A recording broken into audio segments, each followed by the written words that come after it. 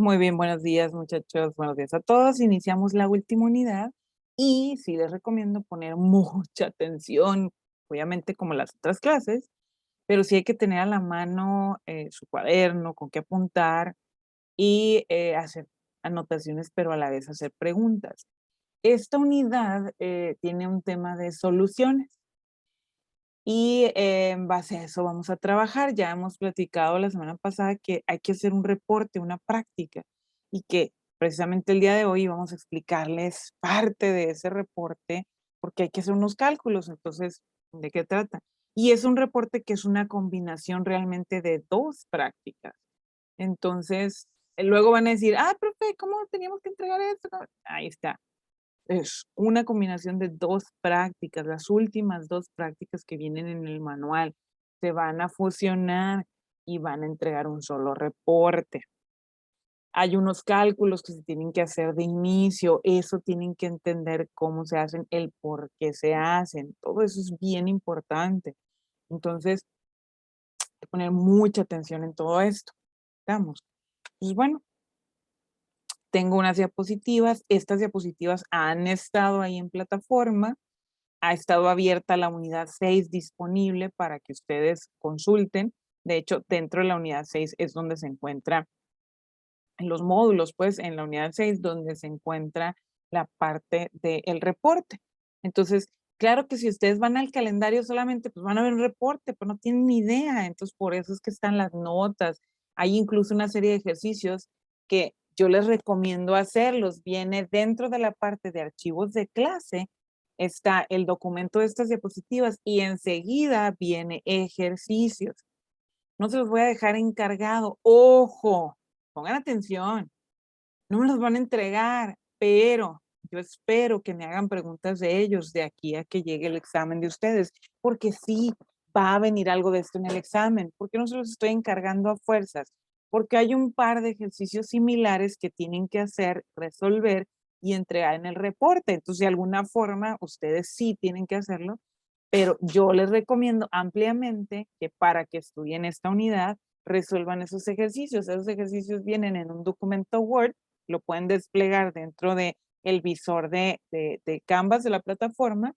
Tiene alrededor de 20 ejercicios y esos ejercicios además tienen unas notas que tiene un resumen donde te puedes guiar ahí mismo para resolverlo. Entonces, ahí si te tomabas un tiempecito para revisar eh, la serie de esta semana, si ibas a jugar videojuegos, mira, ya estás cerrando el semestre, deja eso por un par de semanas y listo, y aplícate en todas tus materias, ¿verdad? Y sobre todo, pues ponte a practicar también esta parte de soluciones. Ahí está el consejo abierto.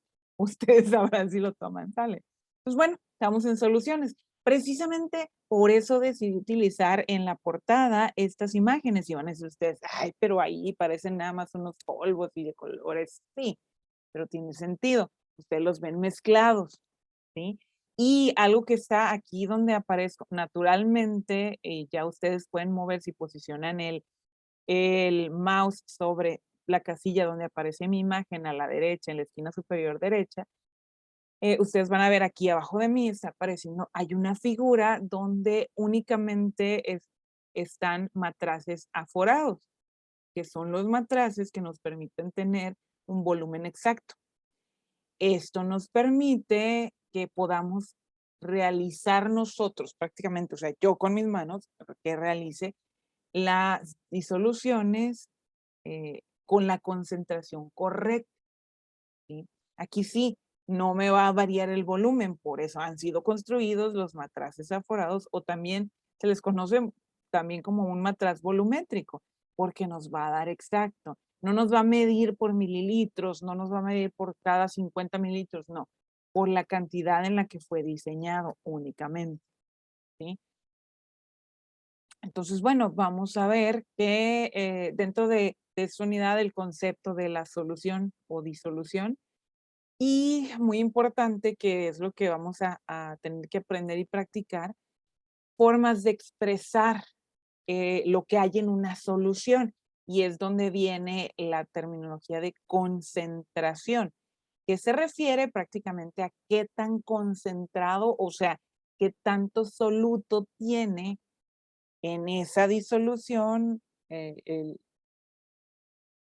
tanta presencia de soluto existe ahí.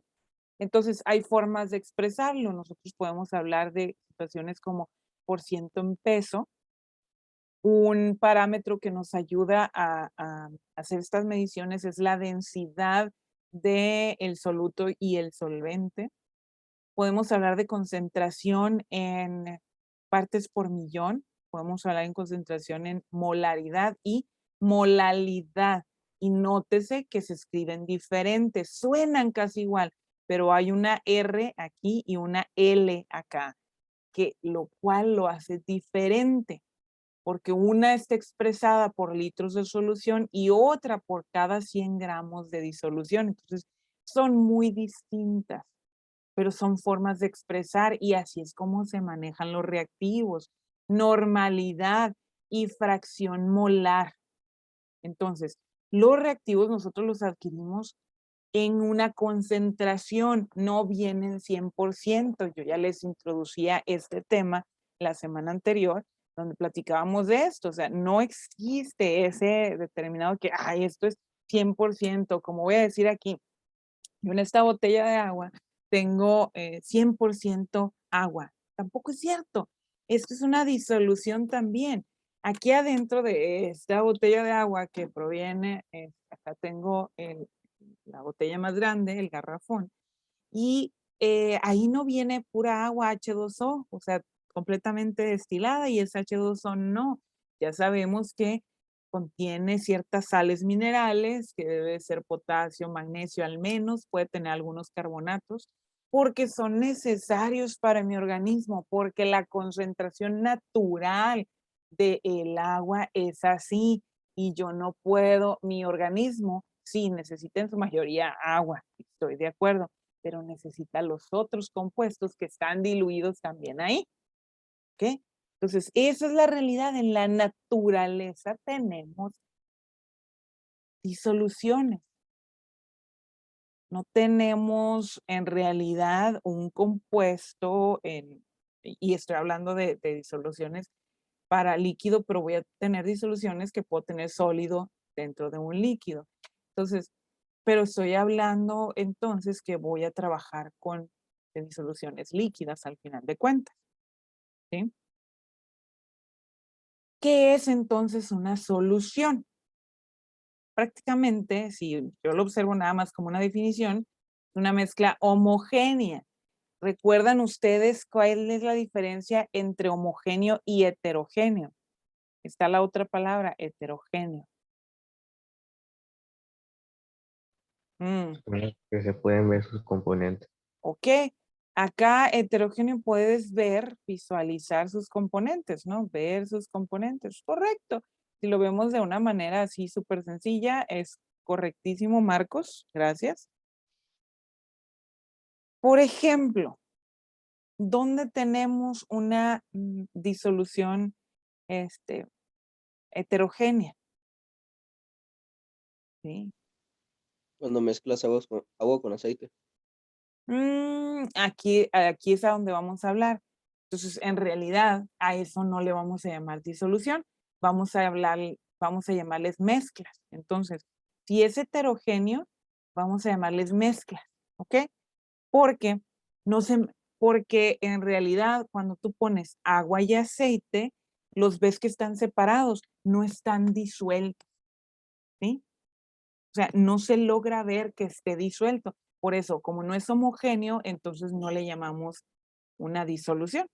Pero correcto, ¿verdad? O sea, es el hablar de agua con aceite, sí es hablar de una mezcla heterogénea. Estoy apuntándolo los nombres, por eso me volteo un poquito. Ok, entonces miren, observando aquí a la izquierda, yo les agregué también unas pequeñas imágenes donde podemos hablar de este tipo de mezclas homogéneas de dos o más sustancias y vamos a hablar de eh, vocabulario como expresar cosas como diluido o concentrado. Pero qué tan diluido o qué tan concentrado es, pues se refiere a cantidad que yo pueda tener de soluto. A ver, ¿qué es el soluto entonces? Pues observemos, aquí se los agregué en el párrafo siguiente. La sustancia que se encuentra en mayor proporción es el disolvente o solvente, ¿sí? Y las otras sustancias son los solutos, lo que está diluido. Y a eso es a lo que vamos a observar qué tan diluido o qué tan concentrado se encuentra. Hay cuestiones que nos pueden ayudar a visualmente, por ejemplo, en este gráfico que ven aquí arriba, se nota visualmente que está más concentrado cuando se ve más oscuro, pero hay disoluciones donde tanto el soluto como el solvente tienen la misma coloración. Entonces, esto no es una generalidad, ¿sí? No es una generalidad que si yo veo una coloración más oscura, voy a decir, es que eso es una disolución muy concentrada o que está concentrada. No necesariamente. Insisto, los solutos o el soluto puede tener la misma coloración del solvente. Entonces, pues para que no nos confundamos en esa parte, ¿sí? Ahora, por ejemplo, ¿qué pasa cuando nosotros queremos decir que realmente es una disolución? Aquí tenemos el otro gráfico, para que observen. Si yo agrego sal, cloruro de sodio a un vaso de agua, agrego una cucharada, ¿sí? Si no muevo esto, si no mezclo esto, la sal se deposita, ¿sí? Porque por diferencia de densidad, porque es más pesada, voy a decirlo así, va y se deposita al fondo, si yo no doy una agitación. Pero si yo agito esto, puedo lograr que pues que una serie de moléculas se pongan entre medio de las moléculas de agua, o sea, de estas moléculas que conforman a la molécula del cloruro de sodio, ¿sí?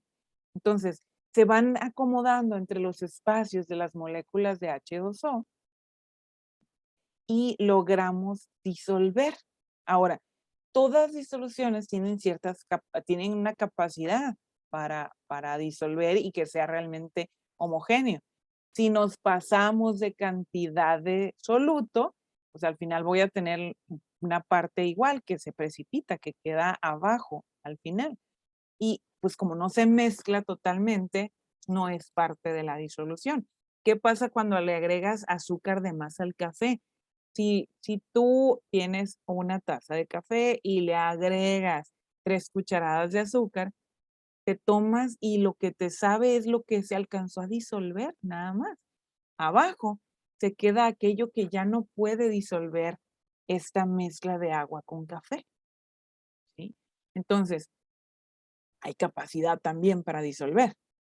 Por eso vamos a lo mismo, o sea, no puedo concentrar por más que quiera, no le puedo agregar 3 kilos, 3 kilogramos de azúcar a una taza de café. ¿Qué voy a tener ahí? Un cerro de azúcar y un poquito de café. Y es una mezcla completamente heterogénea. ¿Estamos correctos? ¿Estamos bien? Entonces, igual aquí pueden observar ustedes en esta imagen más aquí abajo que seleccionamos con una serie de vasos de precipitados, donde pueden observar precisamente se les conoce como vasos de precipitados, se puede observar muy bien los precipitados. Y obsérvense aquí cómo cada una de estas soluciones está saturada porque termina con un precipitado. Acá abajo, algo no se diluye y termina quedándose en el fondo, ¿sí? No, se pasa de cantidad que pueda disolver el solvente. Bueno, esto es la generalidad. Entonces, mezcla homogénea, tengo soluto solvente. ¿Qué más tengo? Una disolución, además de ser una mezcla homogénea de 2 o más sustancias químicas, tal que el tamaño molecular de las partículas, pues debería ser inferior, o sea, de lo que nosotros podamos mezclar a en el orden de nanómetros, o sea, 10 a la menos 9 metros. Eso significa nanómetros. ¿Ok?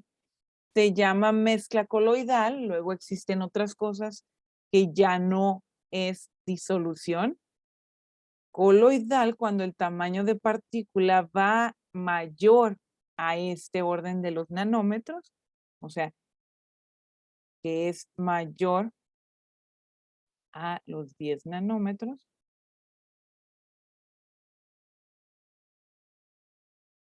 Y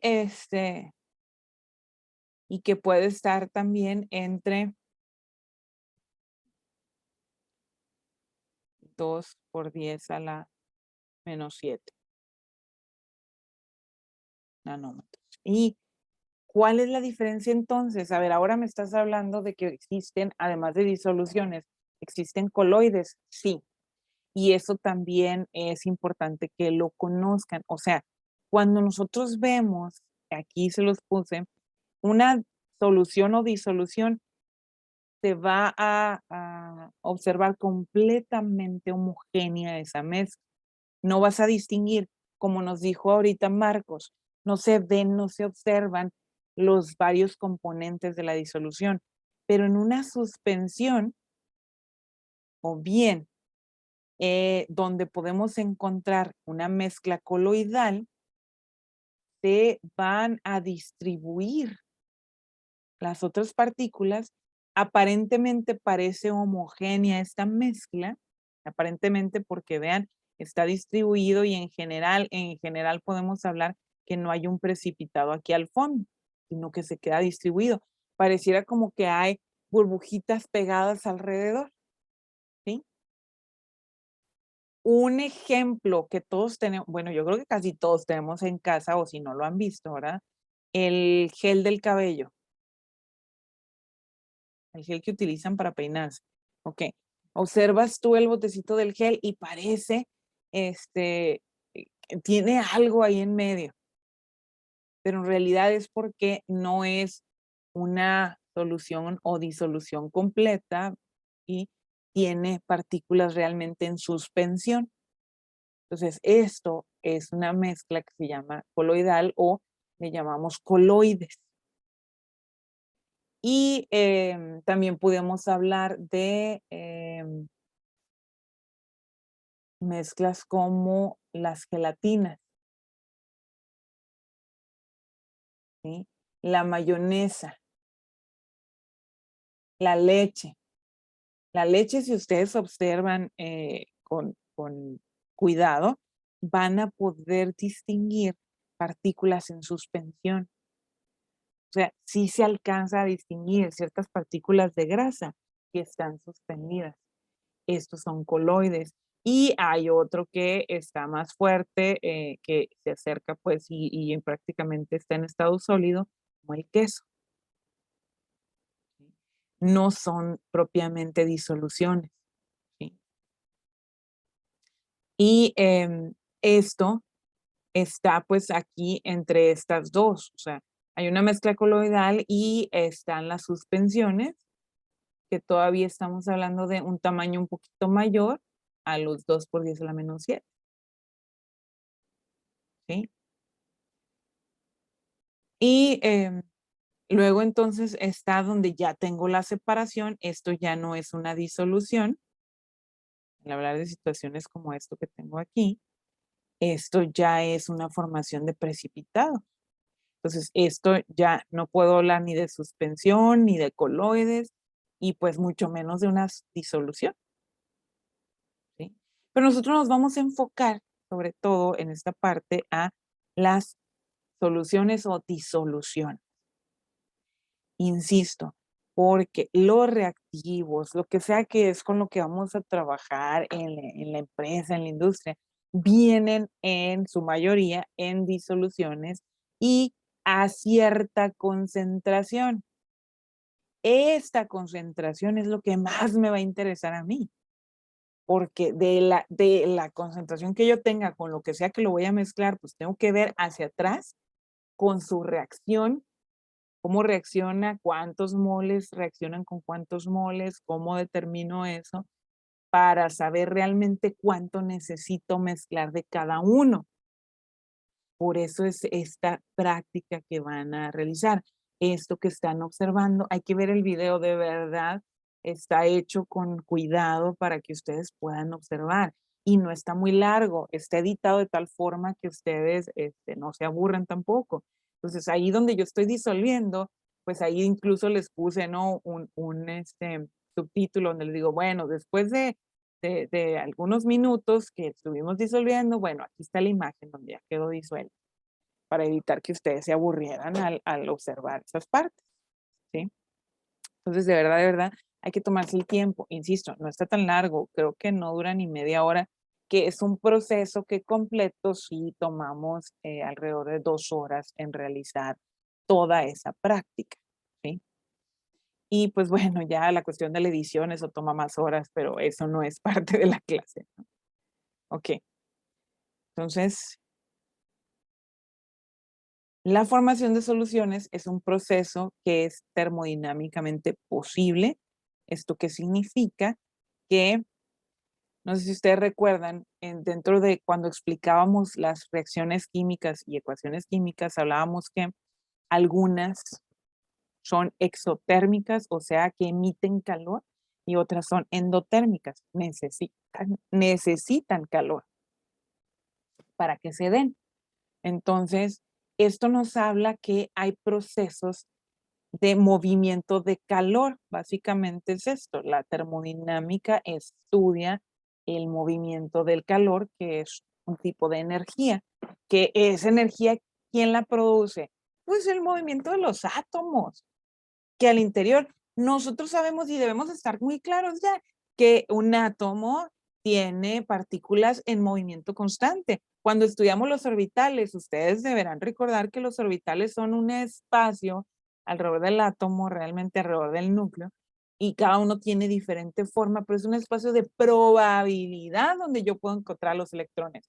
Más, como están en constante movimiento, si yo ahorita quiero ver uno, por supuesto con los respectivos aparatos, ya no lo encontré ahí, porque en el espacio del orbital sí, pero en un punto, en un determinado momento, pues es tan pequeño el instante en el que estuvo el electrón ahí que no puedo, ¿sí? O sea, con las capacidades de nosotros como seres humanos. Pero bueno, ya las teorías de Planck y bueno, lo que nos dio de herencia Rutherford y después vino Bohr y ya nos dejaron la teoría mecano-cuántica, pues aquí pudimos observar ya las predicciones de probabilidad donde se encuentran los electrones. Entonces, bueno, volviendo atrás, como todo esto es energía, por eso la termodinámica nos permite hacer estos cálculos y nos dice, esto es posible, ¿sí? Es posible que suceda. Este proceso depende de que de la solubilidad del soluto en el solvente, o sea, qué capacidad tiene ese soluto de acomodarse alrededor de las partículas del solvente o disolvente. La solubilidad entonces, ¿qué es? Medida de la cantidad de soluto que se puede disolver en un solvente dado a cierta temperatura. Por supuesto que la temperatura influye. Depende de la naturaleza del solvente y la del soluto. Ahora sí, esto sí es importante. Lo semejante disuelve a lo semejante, sobre todo en la parte de la química orgánica. Los tipos de compuestos orgánicos aplica facilísimo aquí, lo semejante disuelve a lo semejante. Es decir, ¿a qué nos referimos? A el tipo de enlace que tienen. Si el enlace termina siendo polar, por ejemplo, covalente polar, entonces a este lo disuelve otro polar. Y lo que no es polar, pues lo va a disolver general, pues es ciertamente lo no polar. ¿Okay? Por eso es que aquí el ejemplo que nos decía Emanuel hace un momento, donde nos indicaba, a ver, si tú tienes agua y aceite, pues no son solubles entre sí. ¿Por qué? Al final, la molécula de agua es polar y la de aceite es no polar. Entonces, no nos permiten que se ajusten entre sí las moléculas. Y por eso luego vienen situaciones que en la física se describen como hidrofobia, o sea, fobia, miedo al agua, prácticamente así se le conoce. Entonces, por eso es que las grasas terminan teniendo esa fobia. Pero la realidad es porque una es polar y la otra es no polar. Y luego vienen conceptos curiosos, bien interesantes, bien bonitos, donde puede uno hablar de micelas. Una micela, hagan de cuenta que se forma como si fuera alrededor de una burbuja y esto es con las grasas y el agua. Entonces, acá dentro de la burbuja se quedan las partículas que le tienen miedo al agua y acá afuera pues se quedan las partículas que son hidrofílicas, o sea, que sí van con el agua. Entonces, pero esta burbuja, ¿de qué se forma? Pues prácticamente para poder realmente disolver grasas, por eso usamos jabón. Los jabones, ese es su trabajo. Por eso cuando te vas a lavar las manos, si no usas jabón, no te sirve de nada. E hiciste nomás intentaste mezclarlos, las partículas aquí al interior, pero no las logras arrastrar con el chorro de agua, porque requieres que se te forme esto, micelas, así se les llama, ¿eh? Entonces, y es lo mismo con lo que son grasas, lo que son virus y bacterias, se van a quedar ahí dentro de la burbujita del jabón. Entonces, luego ahora sí, con el agua, como hay partículas aquí alrededor que sí le gusta, a las que sí les gusta el agua, entonces se arrastran en el agua. Insisto, pero si no usamos jabón. mm. Oiga, profe, pero ¿y los geles antibacteriales y todo eso?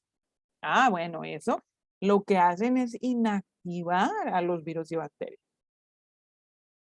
pero se te quedan aquí pegados.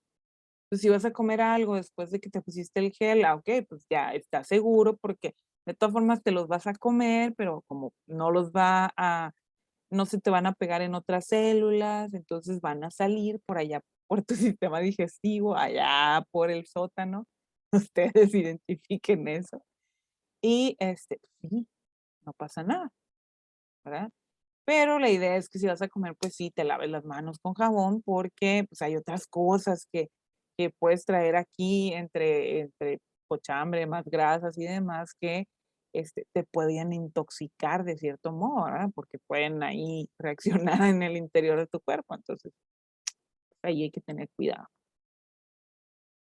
Entonces, bueno, hablando de esto, para poder realmente disolver otras sustancias que no son polares en agua, pues utilizamos otros compuestos químicos. En este caso, el jabón. Oh, profe, ¿en serio? Sí, ya aprendieron algo más, ¿eh? De cuestión de higiene y que tiene que ver con la física y la química, por cierto.